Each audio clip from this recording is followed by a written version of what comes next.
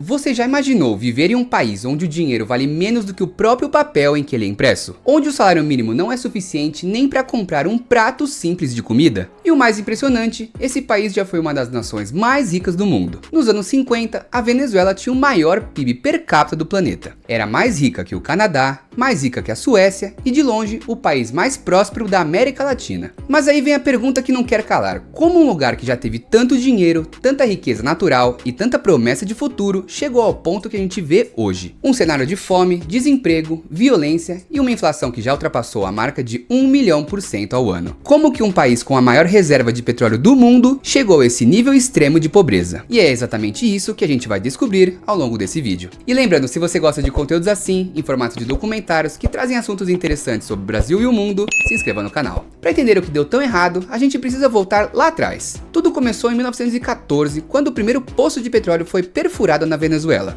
Naquela época, o país era praticamente uma grande fazenda esquecida no meio do continente sul-americano. Pouca indústria, agricultura de subsistência e um governo autoritário liderado por Juan Vicente Gomes. Só que a descoberta do petróleo virou a história de cabeça para baixo. De uma hora para outra, a Venezuela passou a ser vista como uma terra de oportunidades. Mas tinha um detalhe: o governo venezuelano não tinha nem capital, nem tecnologia e muito menos mão de obra qualificada para explorar aquele recurso. A solução que o presidente encontrou foi abrir as portas do país para as grandes empresas estrangeiras. As petroleiras vieram com tudo, e com uma condição que hoje parece inacreditável: elas podiam explorar o petróleo sem pagar praticamente nenhum imposto ou royalty para o governo. A única coisa que o presidente queria em troca era apenas uma coisa bem simples: apoio político para continuar no poder. Durante mais de 20 anos, o país viveu esse ciclo. As empresas estrangeiras enriqueceram, o governo se manteve firme no controle, mas o desenvolvimento de fato, esse ficou para depois. Mesmo assim, o dinheiro começou a circular. O preço do petróleo subiu, principalmente com a Primeira Guerra Mundial e depois com a reconstrução da Europa. E assim a Venezuela se transformou, em pouco tempo, na segunda maior produtora de petróleo do mundo. Só que junto com essa riqueza repentina veio o primeiro grande problema: a dependência total de um único produto. O país abandonou a agricultura, deixou de investir na indústria local e ficou completamente refém do petróleo. Era como se a Venezuela tivesse colocado todos os ovos na mesma cesta. Enquanto o preço do petróleo estava alto, parecia que tudo estava bem, mas a estrutura da economia era frágil e extremamente vulnerável a qualquer oscilação no mercado internacional. Esse fenômeno tem até um nome: a maldição do petróleo, um ciclo que já derrubou vários países ao longo da história. A lógica é sempre a mesma: quando você tem um recurso natural em abundância e foca só nele, você para de diversificar a economia. E aí, quando o preço cai, o país inteiro desaba junto. E foi exatamente isso que começou a acontecer com a Venezuela. O que aconteceu depois foi um ciclo de oportunidades perdidas e de erros que pareciam se repetir sem parar. Lá em 1943, o governo venezuelano até tentou mudar um pouco a relação com as empresas de petróleo. Foi criada a famosa Lei dos Hidrocarbonetos, que obrigava as petrolíferas a dividir 50% de todo o lucro com o Estado. Na teoria, parecia o começo de uma nova era. O país finalmente teria dinheiro em caixa para investir em educação, saúde e infraestrutura. Tudo o que era necessário para construir um futuro sólido. Mas adivinha o que aconteceu? O dinheiro entrou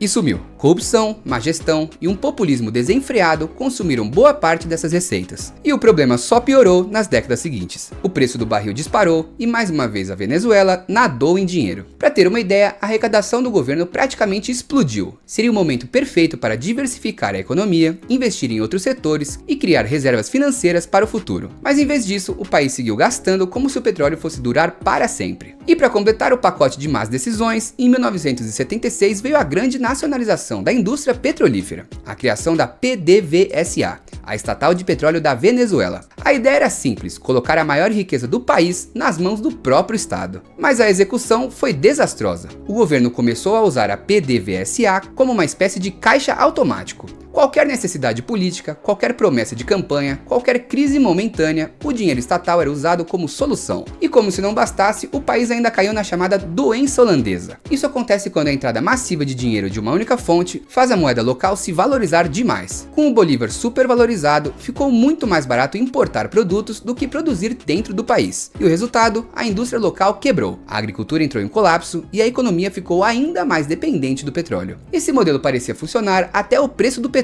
cair. E foi exatamente isso que aconteceu nos anos 80. O preço do barril despencou e com ela a economia da Venezuela veio junto. O governo se viu afogado em dívidas, a inflação disparou, os controles de preços começaram a falhar, surgiram mercados negros, a pobreza explodiu e o caos se espalhou. Na década de 90, o país já estava em frangalhos. A população, cansada de anos de promessas não cumpridas e escândalos de corrupção, começou a buscar uma saída. E foi nesse cenário que surgiu o nome que mudaria a história da Venezuela: Hugo Chávez. Ex-militar, carismático, com um discurso forte contra a elite política e econômica do país. Chávez se apresentou como o homem que iria colocar fim à corrupção e devolver o poder do povo. Em 1998, ele foi eleito presidente, e logo nos primeiros anos, com a sorte jogando a favor, o preço do petróleo voltou a subir. Com muito dinheiro entrando nos cofres públicos, Chávez conseguiu colocar em prática uma série de programas sociais que melhoraram, pelo menos temporariamente, a vida de boa parte da população. Distribuição de moradias, subsídios, aumento de salário mínimo, tudo isso trouxe popularidade. Só que junto com esses programas vieram também os primeiros sinais de aparelhamento do Estado. Chávez começou a centralizar o poder, mudou a Constituição, recriou o parlamento, preencheu cargos-chave com aliados e passou a controlar diretamente as decisões da PDVSA. Quando os funcionários mais experientes da estatal começaram a criticar as interferências políticas, veio o golpe final. Mais de 20 mil trabalhadores qualificados foram simplesmente demitidos. Técnicos, engenheiros, administradores, todo mundo que tinha décadas de experiência na indústria do petróleo foi colocado para fora. Isso teve um efeito devastador na capacidade da Venezuela de manter sua produção de petróleo estável. E pior, todo o crescimento econômico dos anos 2000 se mostrou uma bolha sustentada unicamente pela alta histórica no preço do petróleo. Era como se o país estivesse construindo um castelo de cartas em cima de uma commodity cujo preço o governo não tinha nenhum controle. Mas se até ali a situação já estava ruim, o que veio depois foi o verdadeiro colapso final. Com a morte de Hugo Chávez em 2013, quem assumiu a presidência foi Nicolás Maduro. E ao invés de mudar o rumo, ele seguiu exatamente a mesma cartilha. Continuou centralizando o poder, controlando a economia de forma rígida e, para piorar, começou a imprimir dinheiro de forma descontrolada para tentar tampar os buracos deixados no orçamento público.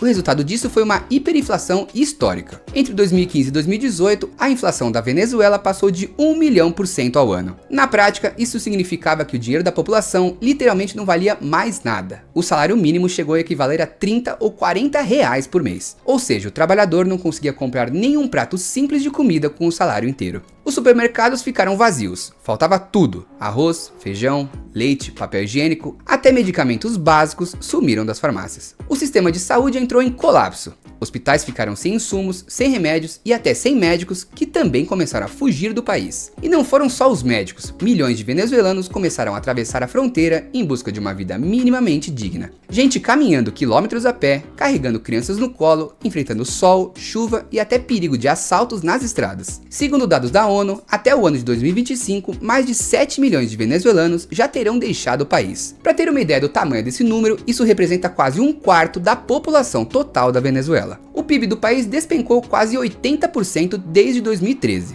E hoje, mais da metade dos venezuelanos vive em situação de pobreza extrema. Dados de 2023 mostram que 52% da população está nessa condição. Teve até um estudo que ficou muito famoso, que mostrou que entre 2015 e 2017, a média da perda de peso entre os venezuelanos foi de 11 quilos por pessoa. Uma crise tão severa que o país inteiro emagreceu forçadamente por falta de comida. E nas fronteiras, o drama continua. Filas intermináveis de gente tentando cruzar a Colômbia só para comprar remédio ou um pouco de arroz e feijão. Uma situação que virou caso humanitário internacional. Mas afinal, o que causou tudo isso? Muita gente pensa que o problema da Venezuela foi falta de petróleo, mas o que não faltou ali foi recurso natural. O problema foi outro. O país com a maior reserva de petróleo do mundo caiu por conta de um conjunto de erros que juntos formaram a receita perfeita para o desastre. Mas será que existe uma saída para um país numa situação assim? Se a gente olhar para o exemplo da Noruega, a resposta é sim. Ambos os países tinham uma coisa em comum: muito petróleo. Mas enquanto a Venezuela gastava tudo de imediato, a Noruega criou um fundo soberano. Lá, os lucros do petróleo foram investidos com responsabilidade, pensando nas futuras gerações. Hoje, o fundo norueguês é um dos maiores do mundo e serve como uma espécie de seguro econômico para o país. Claro que o contexto é diferente, mas as lições são universais. Para sair de uma crise como a da Venezuela, o caminho passa por diversificar a economia, criar estabilidade política, combater a corrupção de forma séria e, principalmente, voltar a fazer parte do comércio internacional de maneira saudável. A Venezuela não ficou pobre por falta de recursos, ela ficou pobre por conta de má gestão, populismo e muita corrupção.